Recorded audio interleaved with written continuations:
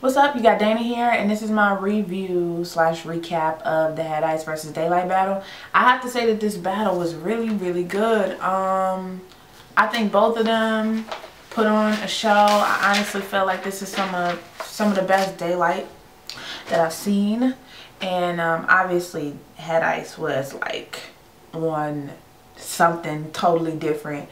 I have to say, just off rip, some of the issues that I had with the battle was the personals from Daylyt were like just not there at all. And as far as Head Ice, let's be clear, going an extra 3 to 4 minutes is just ridiculous. Like, this was a 1-round battle. You pulled a Charlie Clips on X Factor, for real. Like, that's what you did. I'm not really a huge fan of that, like when guys tend to just go on and on and on, and I honestly feel like that extra wasn't needed. Outside of that though, I have to say that this was a really good battle. I mean, Daylyt had a gang of really dope punches and one-liners consistently throughout his round. His wordplay was amazing. He had a lot of lines that went over people's heads, and I can appreciate that too, just because the replay value on this battle is there. I'm still, after having watched it 4 times now, I'm still not exactly clear on a winner.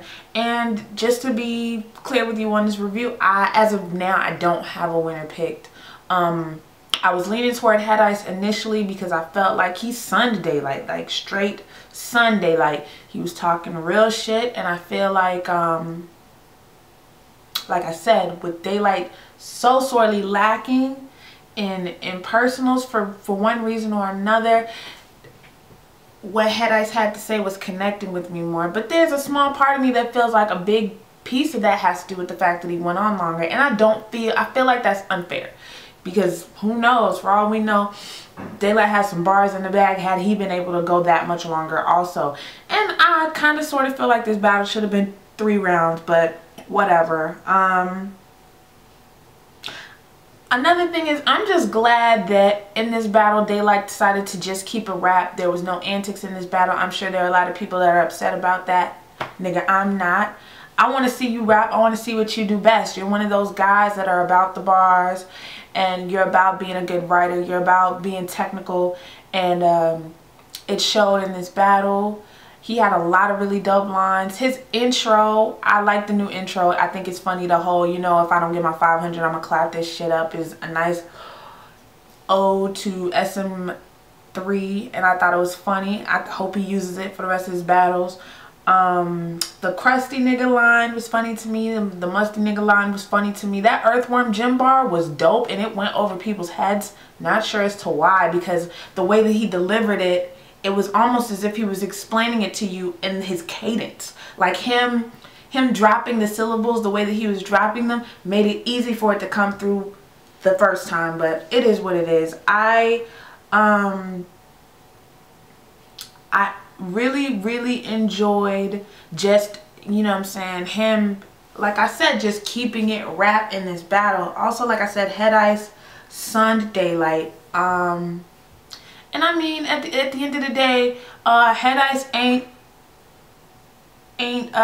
for me personally anyway, a guy that I look to be like, oh man, he had these punches and he had these haymakers. It's about the total package. It's about the total story. It's about that angle. It's about that performance. It's the way that it came out of his mouth. That entire package was just like, look, I'm about to tear you down as a person. I'm about to check you as a person. And those sorts of things in a battle are important. I think sometimes people tend to forget now that we're in this like bar heavy time period, you know, with the top, a lot of the top guys, or at least a lot of the guys that people enjoy watching, being guys that are heavy on punches, heavy on name flips, heavy on these things that get instant oohs and ahs typically, that sometimes they fail to realize that a battle can be won with a good angle, with a good performance, with the aggression and the believability. Like, those are still things that win battles, believe it or not, you know, because in this battle, there's a part of me that almost feels like, damn, maybe Daylyt should have brought the antics, not necessarily coming to the battle, but naked, or you know what I'm saying, rubbing his balls and smacking it on somebody's face. I'm not saying that, but the performance wasn't there, and maybe I wouldn't be that much lean to math if it weren't for that aspect of it. However, I still feel like this battle is classic. There are a lot of people saying that they feel like it was clear one way or the other way, and the only way that I could see someone saying it was clear one way or another way is if you have a bias and a clear bias to a certain preference, because both of them had, like, both of them were proficient in what it was they were doing. Like I said, as far as the bar for bar goes, as far as the punches go, as far as, you know what I'm saying, writing dope bars, Daylyt had that. But as far as an overall total package performance, I feel like Head Ice had that. And I don't feel like one was that much stronger than the other, because both had deficiencies. Like I said, there's a part of me that feels like if Head Ice's round had been shorter, that maybe I would have given it to Daylyt because he outbarred him. But then on the other hand, Daylyt underperformed in my eyes and kept it literally just rap. And with Head Ice coming at him the way he was coming at him, that's not enough for me.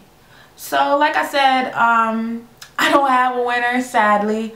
I'm still watching it. I'm still really enjoying the battle. I did watch it during the pay-per-view time, so this isn't like my first time watching the battle. It's funny because when I saw it on pay-per-view, I had Head Ice winning it, but I'm thinking maybe I had preconceived notions because of like how I felt about Daylyt at the time. As you could, I'm sure some of y'all saw my Daylyt blog about his antics. Has nothing to do with this review, but that might have been why I felt the way that I felt. But like I said, both of them put on great performances. Both of them were dope. This card, like, this card has been crazy. Like, I need to go to a King of the Dot event. Like, somebody needs to make that happen for me. Or I need to make that happen for myself. Anyway, as always, don't forget to like this video, share this video, and comment down below about what you felt about the battle, if you felt like it was clear for one person or another, and leave your reasoning too, people. Don't just tell me I'm wrong and you ain't got no reasons for why I'm wrong. As always, thanks for watching. I'll leave a link for the battle down in the comment section below. Thanks for watching. Peace.